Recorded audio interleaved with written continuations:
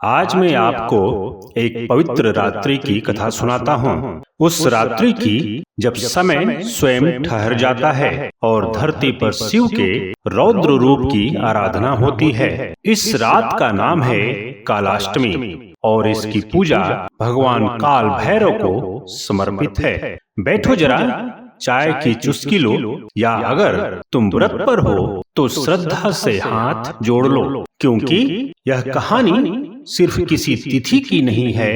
यह कहानी है समय, भय, न्याय और भक्ति की। बहुत समय पहले की बात है। देवताओं की नगरी स्वर्ग में शांत वातावरण में अचानक चर्चा होने लगी। सृष्टि का पालन तो विष्णु करते हैं, संहार शिव करते हैं, पर ब्रह्मा जी का अहम बहुत बढ़ गया है। उन्होंने स्वयं को सृष्टि का सबसे बड़ा देवता मान लिया है। भगवान शिव यह सब देख रहे थे। उन्होंने देखा कि ब्रह्मा जो सृष्टि करता है अपने अहम में इतना डूब गए हैं कि धर्म की मर्यादाएं लांघने लगे हैं। शिव ने सोचा, अब समय आ गया है कि ब्रह्मा के घमंड को समाप्त किया जाए, ताकि संसार का संतुलन बना रहे।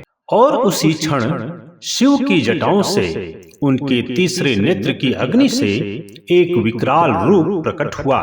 काल भैरव, जिसके हाथ में त्रिशूल था, कमर में बाघ की खाल और गले में नरमुंडों की माला। उसकी आंखें अंगारे जैसी थीं और उसकी गर्जना से दिशाएं कांप रही थीं। उसका नाम था काल, क्योंकि वह समय के पार था, और भैरव, क्योंकि वह भय का अंत करने वाला था। काल भैरव ने बिना किसी विलंब के ब्रह्मा के पास जाकर उन्हें चिताया, लेकिन जब ब्रह्मा नहीं माने और अहंकार में बोले कि मैं ही सर्वोपरि हूँ, तो काल भैरव ने क्रोध में आकर उनकी पांचवी सिरा काट दी। यह ब्रह्म हत्या का पाप था। शिव ने भैरव को आदेश दिया, जब तक तुम्हें इस पाप से मुक्ति नहीं मिलती, तब तक तुम काशी में भिक्षाटन करो। भैरव ने हाथ में ब्रह्मा की कटी हुई सिरा ली और भिक्षाटन के लिए निकल पड़े। भैरव जगह जगह भिक्षा मांगते गए, लेकिन किसी ने उन्हें नहीं पहचाना। लोग डरते थे, यह कैसा है जो मृत्यु सा प्रतीत होता है। अंततः वे काशी पहुंचे, जिसे मोक्ष की नगरी कहा जाता है।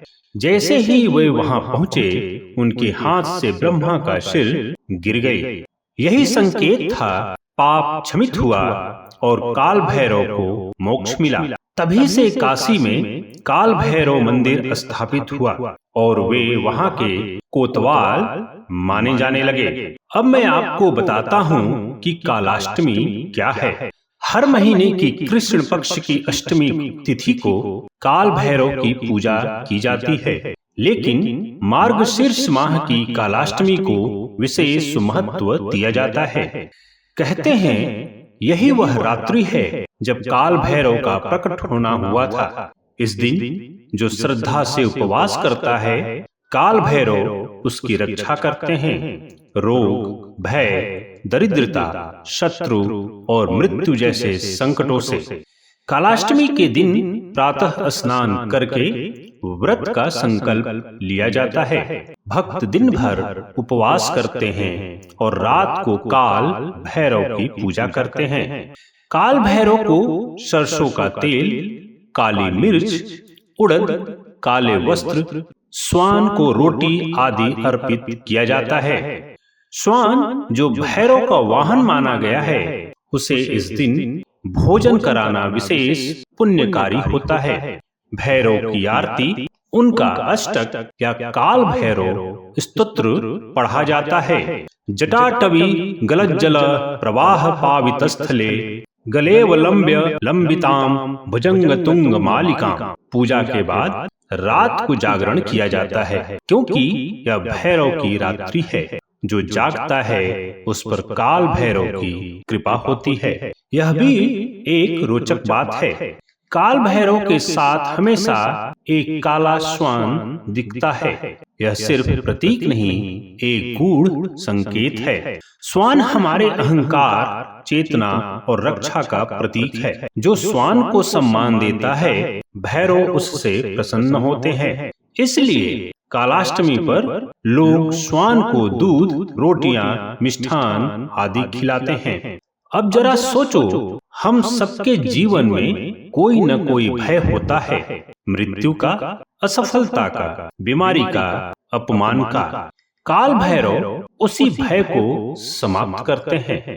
वे कहते हैं, भय तब तक है जब तक तुम अज्ञान में हो। जब तुम मुझे जान लोगे, अपने भीतर के भैरव को पहचान लोगे, तब भय भी तुम्हारा सेवक बन जाएगा। क्यों करें कालाष्टमी की पूजा?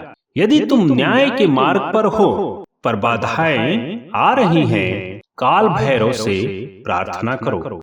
यदि जीवन में रहस्यमय, तांत्रिक या गूढ़ साधनाओं में रुचि है, भैरव तुम्हारे गुरु बन सकते हैं। यदि शनि, राहु, केतु जैसे ग्रह अशुभ हैं, काल भैरव की साधना उन्हें शांत कर सकती है।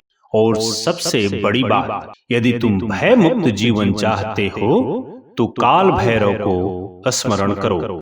यह थी कालाष्टमी की कथा।